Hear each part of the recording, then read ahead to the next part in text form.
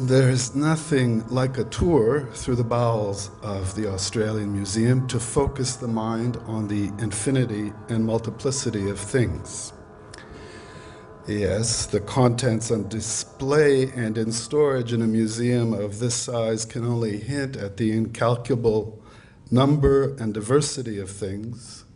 Nevertheless, after a couple of hours of exposure to only a few remote corners of what is stored here, it was more than enough to set my mind reeling. As I came to realize later, what I felt then was a classic instance of what Immanuel Kant called the mathematical sublime, an intense commingling of feelings of pleasure and anxiety. The experience of the mathematical sublime concludes in an intellectually humbling realization. Our powers of perception cannot possibly apprehend the infinity or multiplicity of things. Put more simply, in such cases we are confronted by the fact that there is more there than we can take in. We can think the idea of infinity or multiplicity, as Kant pointed out, but they each elude our attempts fully to apprehend them in experience. While our powers of perception encounter their own limits when we try to apprehend the infinity and multiplicity of things, they encounter no such limitation when it comes to apprehending the mortality of things. Indeed, we confront the end of things all the time, and we experience the end of some things, things we are terribly attached to, as a painful, unbearable loss. Great museums are great storehouses of things, preserving things that might otherwise have been lost, things that we do not want to lose the memory of. But when it comes to loss itself, the memory of loss, this is something we cannot find in a museum, at least no museum I know of. Museums can store and preserve things, but not the experience of loss.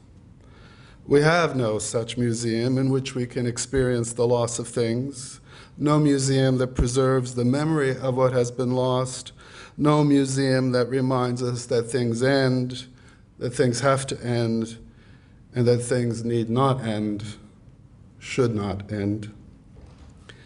Of course, things are mortal. Of course, they come to an end. But not all endings are the same. Some are natural, we might say, some unnatural.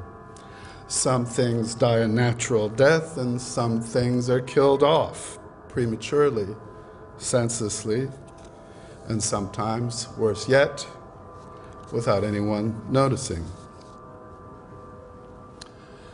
We may not have a physical museum that can store the experience of loss, but we do have a virtual museum. We know it by another name: art.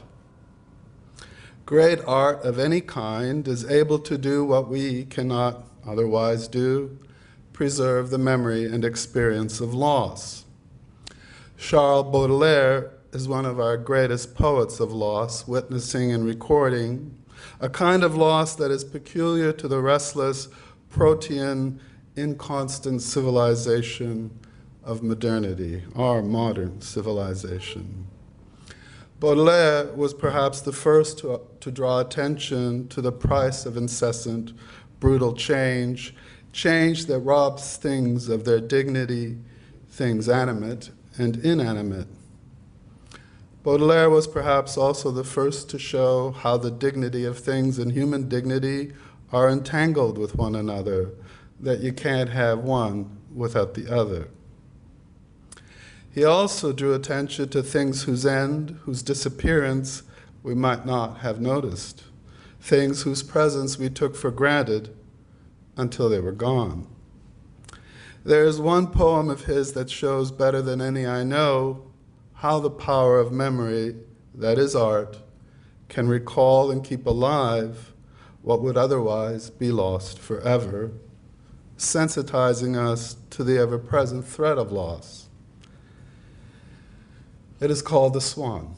The setting of the poem is something more common and familiar to us today than its first readers in the middle of the 19th century. It is set in the modern city, the place where the ceaselessly changing form of modernity is first experienced and the disappearance of things first manifested. In place, typically, for example, in place of a neighborhood that once stood here, perhaps the neighborhood where we grew up, now stands a shopping mall, a parking lot, or a sparkling new development of wider streets and taller buildings that just stand there without further need of explanation or justification, forcing us to make sense of the rupture it introduces to our individual and collective memories. Currently in Beijing, there are neighborhoods that have been razed which had stood for centuries and in which people lived and identified with for that long, and replaced with what is a sparkling, shiny new urban surface. Similarly, in Paris of the 1850s, we have a new city that arose out of the ashes of the old city. The modern Paris we associate with Paris was actually a city that supplanted the medieval Paris that had stood there for centuries in the middle of the 19th century, blasted out of the wreckage of the old Paris by the modernizing urban reforms of Baron Haussmann. This is the setting of the poem, The Swan by Baudelaire, which I'd like now to read in abbreviated form. Old Paris is gone. No human heart changes half so fast as a city's face. There used to be a poultry market here, and one cold morning, I saw a swan that had broken out of its cage, webbed feet clumsy on the cobblestones, white feathers dragging in the uneven ruts, and obstinately pecking at the drains, drenching its enormous wings in the filth, as if in its own lovely lake, crying, "Where is the thunder? When will it rain?" Paris changes. But in sadness like mine, nothing stirs. New buildings, old neighborhoods turn to allegory, and memories weigh more than stone. One image near the Louvre will not dissolve. I think of that great swan in its torment, silly like all exiles, and sublime, endlessly longing. And again I think of you, Andromache, dragged off to be the booty of Achilles' son, Hector's widow, now the wife of Helenus, crouching blindly over an empty grave. I think of some black woman, starving and consumptive in the muddy streets, peering through a wall of fog for those missing palms of splendid Africa. I think of orphans withering like flowers, of those who lose what never can be found again. Never. And in the forest of my mind's exile, a merciless memory winds its horn. I hear it, and I think of prisoners, of the shipwrecked, the beaten, and so many more. So this poem is built out of a set of corresponding experiences of loss, beginning with the swan, a figure of beauty exiled in a world in which it cannot be at home, whose exile corresponds with all the other figures of exile, Andromache, the African immigrant, the orphans, the shipwrecked, the beaten down, and forgotten. These figures are not arbitrarily chosen. They are not just figures of exile, but also of the catastrophe that is progress. Their exile is marked by melancholy and loss, obviously, but at the same time it is not inert and passive. From out of the experience of exile, they cry out for a different future, cry out for a future world in which they could be, at home.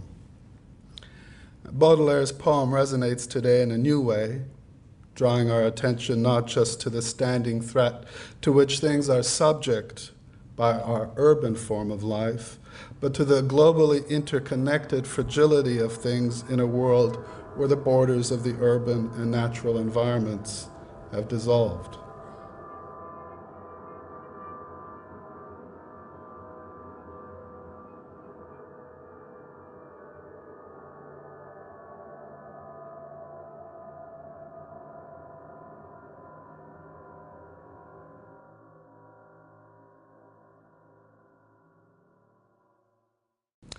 So we have these oil-covered birds suffocating in another kind of filth, itself a fitting metaphor for a civilization under compulsion to destroy the things of this world, to destroy the basis of their dignity, and thereby the dignity of the human. I do want to finish with just one thought that ties things together, so to speak, ties together the fate we share with things. If our fate is tied to the fate of things, if our dignity is tied to the dignity of things, then the redemption of the things of this world would also be the redemption of human nature from the destructiveness of its own conditions of existence. This is no simple task, and I'd like to say a few more things about it later, but certainly it might be a task that together cultural institutions like museums and universities could make their own.